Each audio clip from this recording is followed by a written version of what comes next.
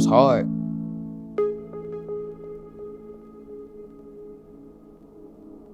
I was scared. When I had first walked into the detention center, it was like, I was nervous. I don't know nobody in here, and like, I don't know how to adapt to it. It was just different. I have never been like locked in a room, like 10-minute showers. I get an 8-minute phone call. So it was just different.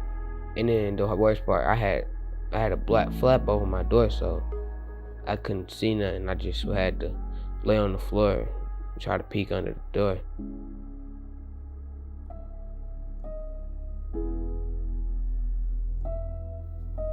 I had got sent to Turning Point, the alternative school, and my first day there, I was jumped by 4 people.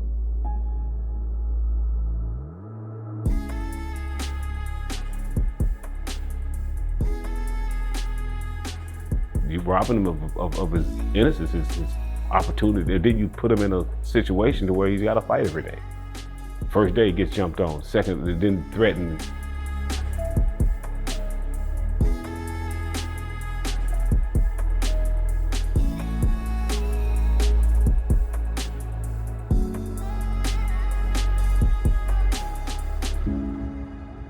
I've been through it a lot since his dad had passed away, and I pretty much couldn't deal with some of the things that I was dealing with. Couldn't find him. I used to hold up flyers in convenience stores in certain neighborhoods.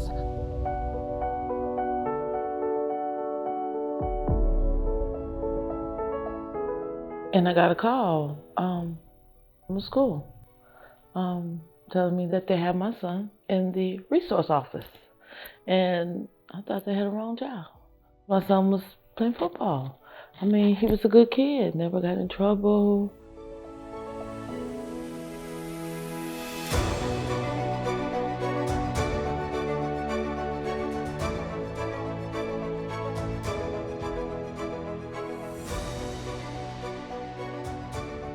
I was stressed. Like, I was physically, emotionally stressed because I didn't know what to do. They made him sit with no schooling. Yeah, it was crazy at first because you had a teenage child home, just home, doing nothing. And I'm on the phone and we're trying to get him back in school, and they weren't pressed about getting him back. They weren't. Mm-mm. I'm looking for family therapy for me to get through this, because it's wearing me down, honestly. It's wearing me down.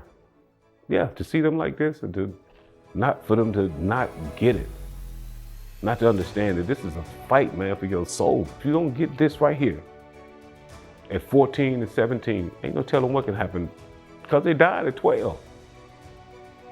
Shot down in the streets at 12.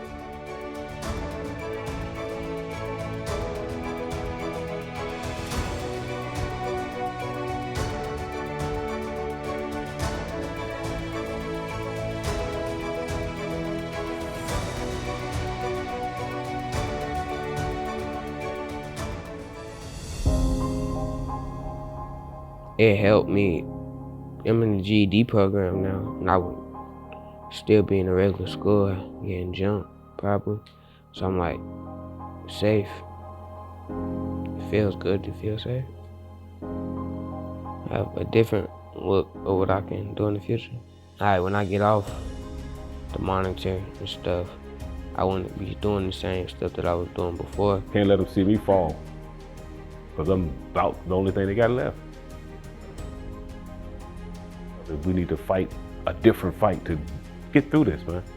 For them to be a support system, not only in the information that's being put out, but the bonds, because we have that parent group session every month, and the parents meet downstairs and talk about what's going on in the households, what's affecting the family dynamic, and what can we do and to get support from one another. When the child is having an understanding, the parent is having that understanding, and the grandparents, in our case, and having a lot of them involved, have that understanding.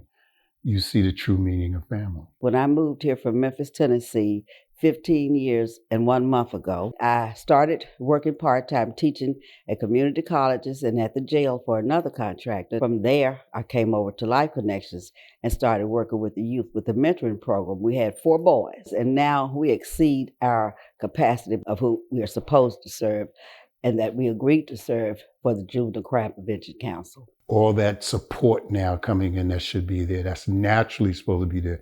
You see those barriers being broken down, that now reconfirms it to them, because somewhere in everything that's been going on, it got lost. So now you see that they found it, and now it's like, thank you, Lord. From then until now, they've been a lifesaver, and they still are to this day.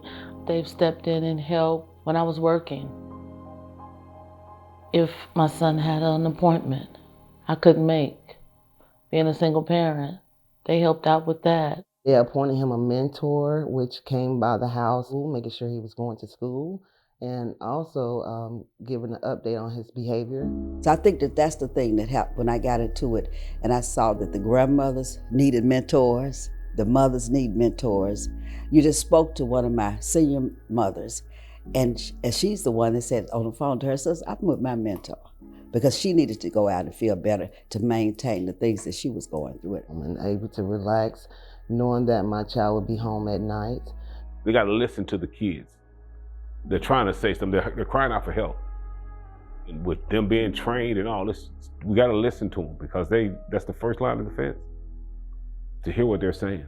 I realized that they were hungry, that they needed an ear, they needed to hear a good word, and they needed a hug. I believe in hugging. They helped my son with the GED program, which he went through, and he passed, and he got his GED. That's like a wish for every mother, to see their son or their child walk across the stage, and I thought I wasn't going to never get that. But Life Connection brought that back to me, so I thank them. I really do. From the bottom of my heart, I really do thank them. I still get teary-eyed.